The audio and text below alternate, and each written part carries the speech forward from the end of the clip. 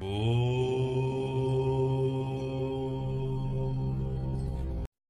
అండి, అందరికీ నమస్కారం. శ్రీ విశ్వవసునామ సంవత్సరం ఉత్తరాయణం గ్రీష్మ ఋతువు ఆషాఢమాసం శుక్లపక్షం అష్టమి. ఈరోజు గురువారం, హస్త నక్షత్రం గురువారం.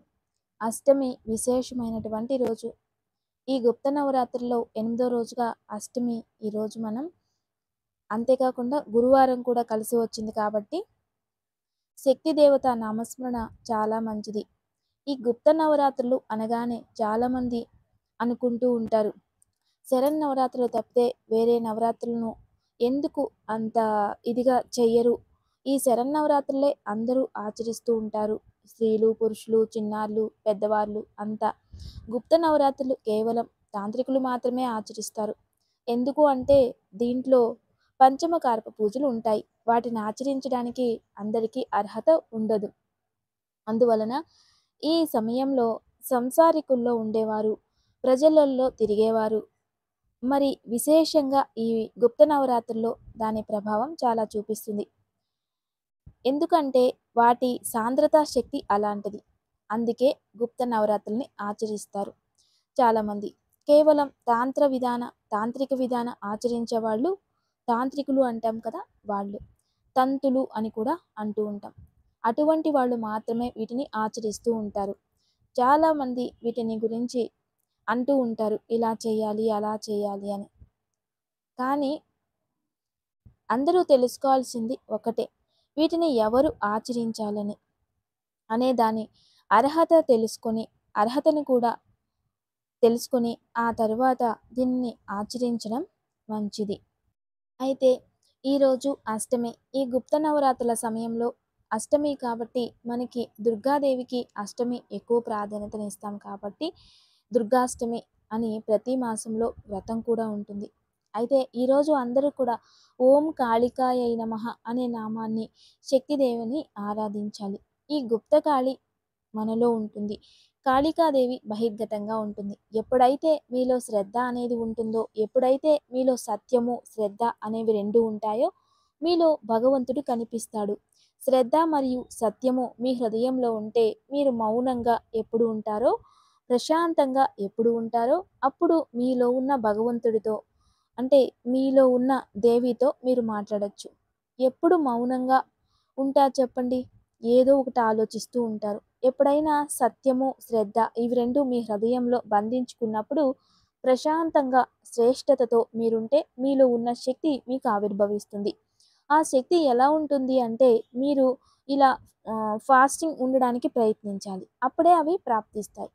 ఇక ఈరోజు అందరూ కూడా ఆ శక్తి, మనలో ఉన్న శక్తియే మనకు మంచిది కావాలి అని కోరుకుంటూ, ప్రతి మనిషిలో ఆ శక్తి అనే తత్వం ఉంటుంది. పంచభూతాల నుండి ఒక శక్తి మనలో, పంచభూతాల శక్తి మనపై ఉంటుంది. ఆ పంచభూతాల శక్తులకే దేవతలుగా మనం పూజిస్తూ ఉంటాం.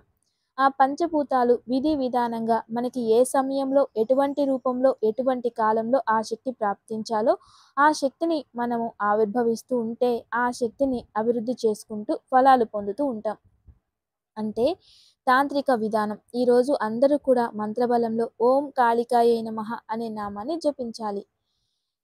ఈ గుప్త నవరాత్రుల్లో విశేషంగా కొందరు ఉత్తర భారతంలో వాళ్ళు ఈ గుప్త నవరాత్రుల్ని వాళ్ళు వేరే వాళ్ళ కంటికి కనబడరు.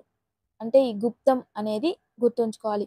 గుప్తంగా ఎవరి కంటికి కనబడకుండా, ప్రజలలో తిరగకుండా మరియు చీకటిలో దీపాలు వెలుగు తప్పితే సూర్యుని వెలుగును కూడా వాళ్ళు చూడరు.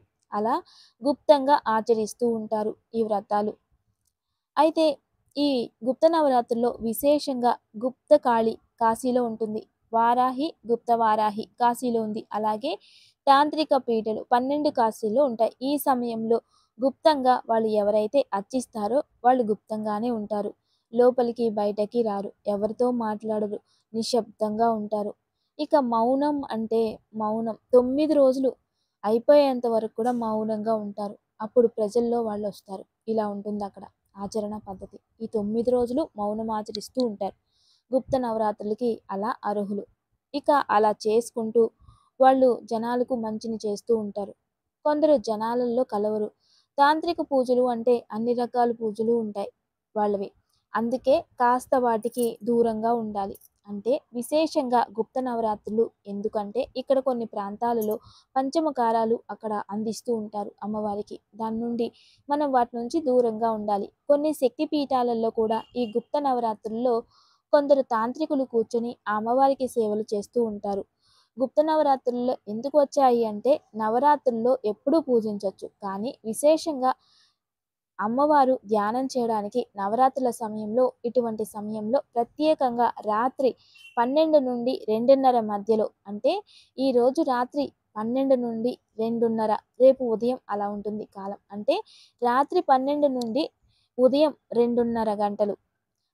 ఆ కాలం అంటే ఉదయం 6 నుండి 8 గంటల వరకు రెండో కాలం. తర్వాత సాయంత్రం 6 నుండి 8 గంటల వరకు మూడు కాలం.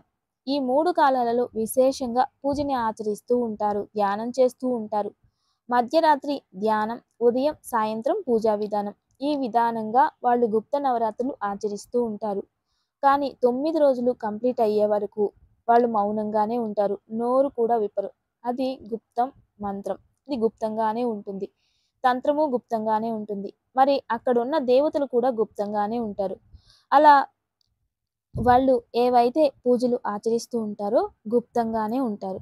వీటినే గుప్త నవరాత్రులుగా ఆ ఉత్తర భారతంలో ఎక్కువగా తాంత్రికులు ఆచరిస్తూ ఉంటారు.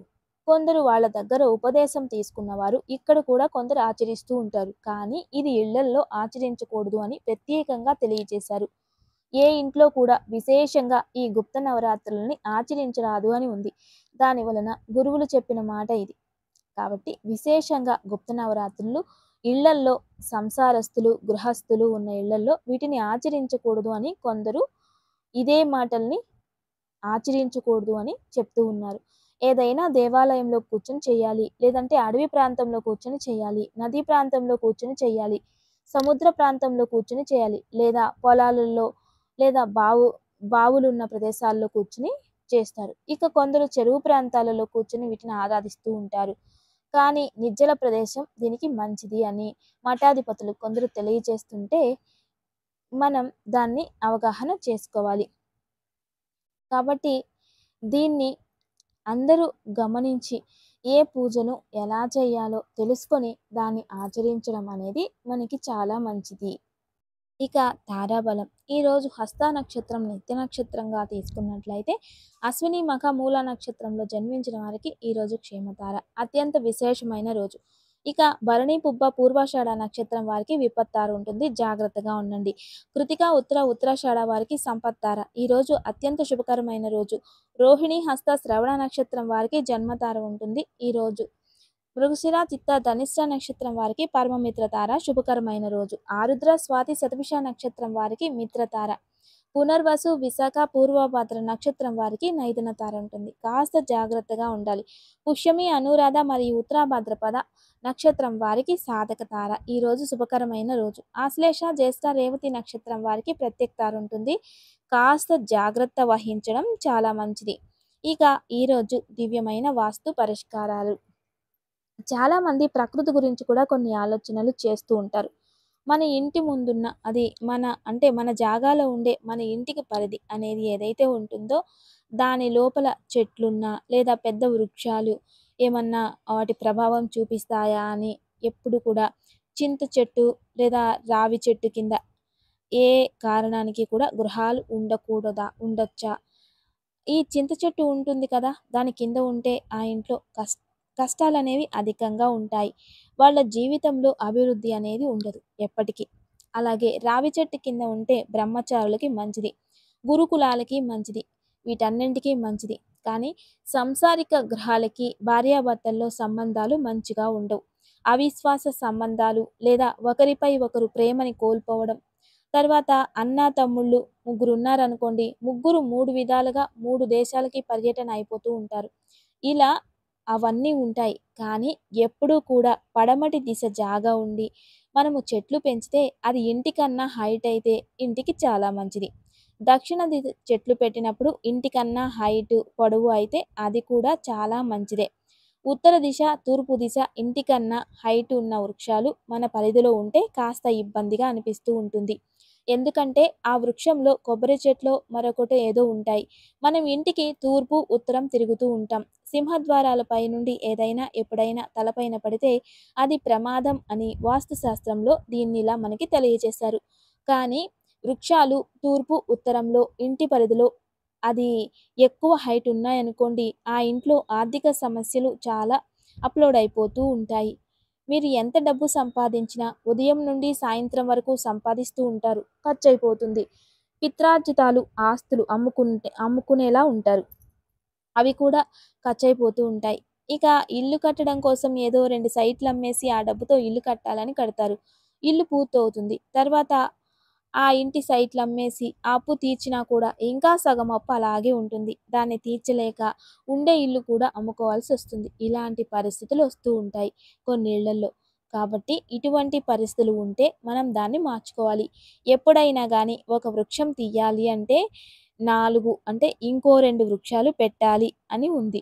ఒక వృక్షం తీయాలంటే 2 వృక్షాలు పెట్టి ఒక వృక్షాన్ని తీసేయొచ్చు. అప్పుడు దాని దోషం పోతుంది. దీనికి ఒక పరిష్కారం అయింది. తదుపరి ఈ వృక్షాలు లేదు, ఏం లేదు. కానీ ఇప్పుడు మనం మాట్లాడుకున్న పరిస్థితులు మన ఇంట్లోనే ఉన్నాయి అంటే, ఆ ఇంట్లో స్థానబలం లేదు అని. వాస్తులో ఎక్కడో ఎఫెక్ట్ ఉంది, కంటికి కనబడకుండా అని అర్థం. అటువంటి సమయాలలో మనం ఏం చేసుకోవచ్చు అంటే, ఇంట్లో శ్రీవాస్తు యంత్రం అనేది పెట్టుకోవడం వలన దాని వైబ్రేషన్, దాని యొక్క ఎనర్జీ ఆ ఇంట్లో అధికమై మనకి మానసిక స్థితి, ఆలోచనలు మారుతాయి కాబట్టి, అప్పుడు మనం కరెక్ట్ అయిన నిర్ణయాలు తీసుకొని ముందుకు తీసుకెళ్తాం. అంటే అప్పుడు ఆ సమయం, ఆ ఎనర్జీ మనపై వచ్చి ప్రభావం చూపించడం వలన సరైన నిర్ణయాలు తీసుకొని కుటుంబాన్ని చక్కగా నిర్వహిస్తారు అని అర్థం. అందుకే శ్రీవాస్తు అనేది అంత శక్తియుతమైనది. వాస్తు మనిషి జీవితం పైన చాలా ఎక్కువ ప్రభావం చూపిస్తుంది. కాబట్టి తప్పక గమనించండి. ఇక దివ్య పూజ. రేపు శుక్రవారం నవమి. గుప్త నవరాత్రుల్లో 9వ రోజు. రేపు ఉదయం చిన్నగా దుర్గామాత విగ్రహం కానీ, ఫోటో కానీ ఉంటే వాటి ముందు పెట్టుకొని 2 నెయ్యి దీపాలు వెలిగించి, శమీపత్రము అంటే జమ్మి చెట్టు ఆకు తెచ్చి అమ్మవారి అష్టోత్తరంతో అర్చించడం, దేవి ఖడ్గమాలతో అర్చించడం, లేదంటే దేవి కవచంతో అర్చించడం, దుర్గాష్టకం అనొస్తుంది. అది పారాయణం చేస్తూ ఒక్కొక్క పత్రాన్ని అర్చించి, పూజించి, అమ్మ నాకు శత్రుభయం లేకుండా చెయ్యి. మరియు శత్రువుల నుండి నాకు ఎటువంటి ఆపదలు రాకుండా సర్వదా రక్షించు తల్లి అని. అలాగే నాకు శత్రు విజయం ప్రాప్తించాలి అని కోరుకోండి. అంటే శత్రు విజయం అంటే శత్రువుపై మీరు విజయాన్ని పొందడం అని అర్థం. శత్రువు గెలవడం కాదు. ఆ శత్రువుల పైన నాకు విజయం సాధించాలి అని కోరుకోండి. మీరు ఒక్కటే అమ్మవారికి శమీపత్రంతో మీరు అంటే ఆ జమ్మి చెట్టు ఆకుతో అర్చిస్తూ ఉంటేనే అమ్మవారి తృప్తి చెంది ఆటోమేటిక్‌గా శత్రుత్వం లేకుండా చేస్తూ ఉంటుంది. అంటే కోర్టులో కావచ్చు, శత్రుత్వం పైన కావచ్చు, దేనిలో అయినా సరే శత్రువులపై మీకు విజయం ప్రాప్తిస్తుంది. అది మీరు ధర్మాత్ములైతే మాత్రమే. దీన్ని కూడా గుర్తుపెట్టుకోవాలి. చక్కగా ఆచరించండి. అమ్మవారి ఆశీస్సులు పొందండి. ఇక దివ్యమైన యోగక్షేమం. ఈరోజు సాయంత్రం మేడి చెట్టు ఆకులు 2 తెచ్చి దానిపై శ్రీరామ శ్రీరామ అని రాసి దానిపై 2 మట్టి ప్రమిదలు పెట్టి గురువు ముందు గాని లేదా లక్ష్మీదేవి ముందు గాని పెట్టి నెయ్యి దీపం వెలిగించి కనకదార స్తోత్రం పారాయణం చేసుకోవాలి. ఇలా చేస్తే ఇంట్లో ఆర్థికంగా అభివృద్ధి చెందుతుంది. వృత్తిలో, వ్యాపారంలో అభివృద్ధి చెందుతారు. ప్రమోషన్స్ ఇటువంటివి పెండింగ్ ఉంటే అవి చక్కగా జరుగుతాయి. కాబట్టి దివ్యమైన యోగక్షేమం తప్పక ఆచరించండి. నమస్తే. Thanks for watching.